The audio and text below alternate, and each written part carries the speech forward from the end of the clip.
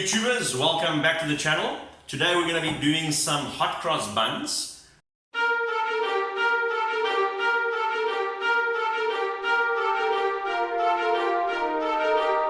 Which is obviously inspired by Easter.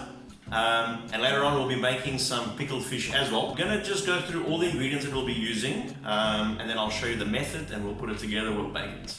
On my right, your left, we've got 1 tablespoon of vanilla essence, 300 ml of full cream milk, 1 egg, 60 grams of unsalted butter, fresh yeast, which I'll be using because it's more to my specific, but you can use the dried packet yeast, and I'll be using a little bit of water just to dissolve it. Then we'll be using 1/4 cup of white sugar, brown sugar, 1 peel of lemon zest.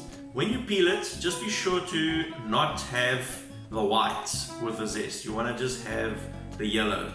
That'll give you the citrus flavor and none of the bitterness. We'll be substituting raisins because this is a cranberry hot cross bun, so I'm using 100 grams of cranberries. For the spices, I've got 1 tablespoon of cinnamon, 1/4 teaspoon of allspice, which I've smashed with a pestle and water, 1/4 teaspoons of nutmeg, and a pinch of salt. 4 cups of sifted flour. I'll be using cake flour, a little bit more flour, that's just to make crosses on top of the buns, and that'll just be the garnish on the buns. I like to start with the wet ingredients and then add those to the dry. So what I'm going to be doing is I'm going to be putting the milk into a pot, add the butter, the lemon zest, the yeast will go into the water, the sugar will go into the pot. That on a light whisk, just to incorporate it, and then onto the stove top. We'll basically leave it on the stove top just to warm it up, not to make it too hot, just to dissolve the butter and the sugar, and the lemon zest will give it a bit of a zestiness. While we wait for that, we can grab our bowl of flour. To this we'll add our spices. So we have all of them already in the bowl. Our cranberries, and then I'm just going to stir the yeast just to dissolve it.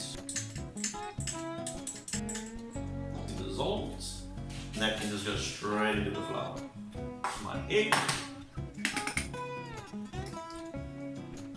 Give it a quick beat.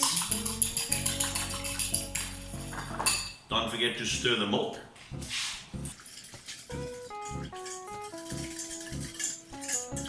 As you can see, it's starting to reach temperature.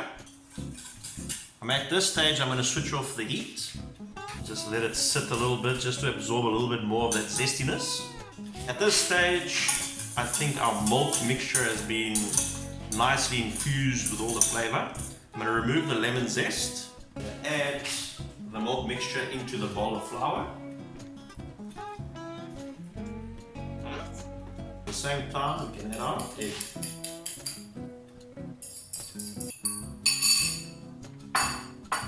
Mix.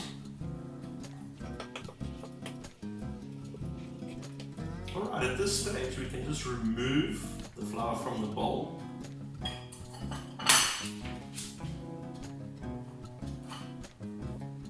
So as you can see, it's quite sticky.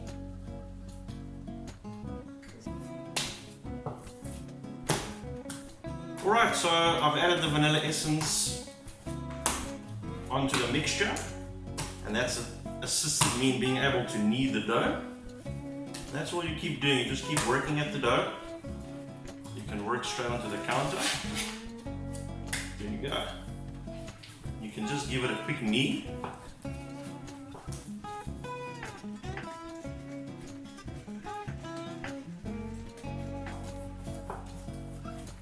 There we go, so this is how your mixture should look. Nice and supple.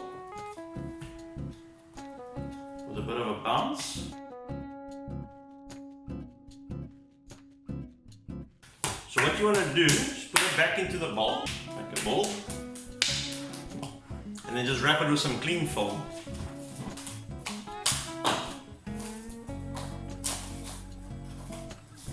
What we're going to do is we're going to cover it with a tea towel and let it rise for about 2 hours. I'm going to show you how to make the white sauce that's going to go on top of the hot cross buns to create that cross. So it's basically just a mixture of flour and water. What I have here is 4 tablespoons of flour. I add about 2 tablespoons of water and mix it. And we can always add a little bit more if we need. We basically just want to create a paste. If you see it's already getting too thick, you can add some more.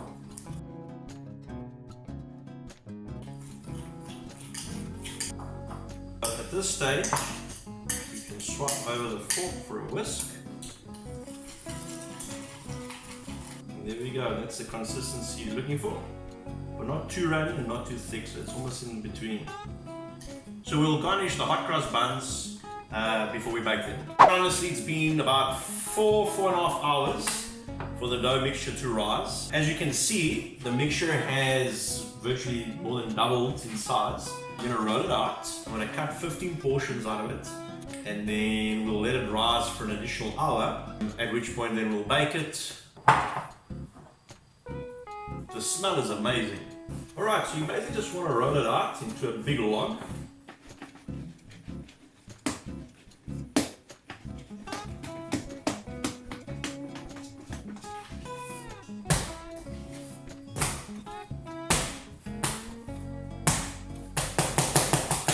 About 1 meter long, and it's all more or less the same thickness, so that's what you're looking for. Right, so we basically want to get half.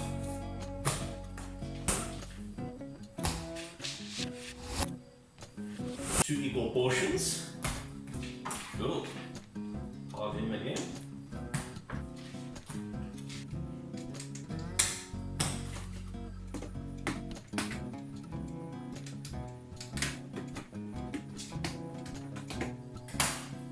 Alright, so I've made 12, but I think these are going to be nice 12 big ones, so might be better than yielding 15. I'd rather make 12 bigger ones.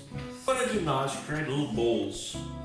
You can do that by just folding them in. So you flatten, fold. Such. Just basically tuck the corners in.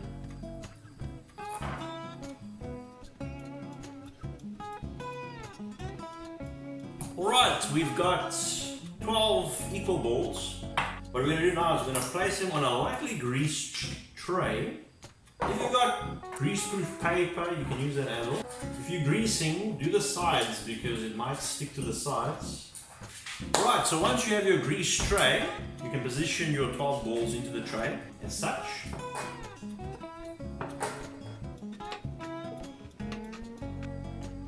Alright, so we've got 12 nicely positioned balls. Then, to garnish, what I'm going to do is I'm going to put it into a bag. If you've got a piping bag, that will be even better. There we go. Push it all to one corner. So what you want to do is taper off the corner piece, so the mixture goes to the back, and just cut a little hole, like a really tiny hole, basically acting as though it's a piping bag. That's the effect. And all you're going to do is you're going to lightly squeeze over your hot cross buns and create the cross.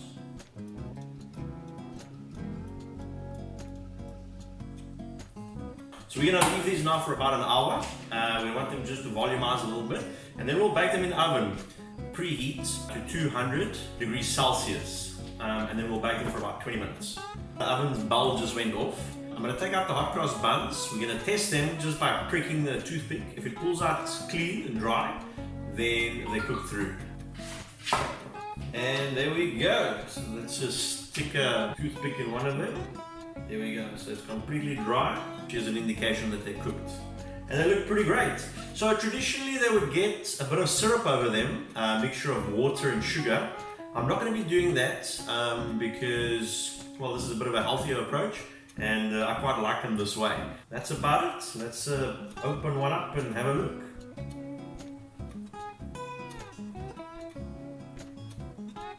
Yes, and as you can see, they're nice and soft and fully cooked through. Fantastic. Right, thank you for joining us on this adventure. Earlier on we made pickled fish, which obviously goes well and hand in hand with the hot cross buns.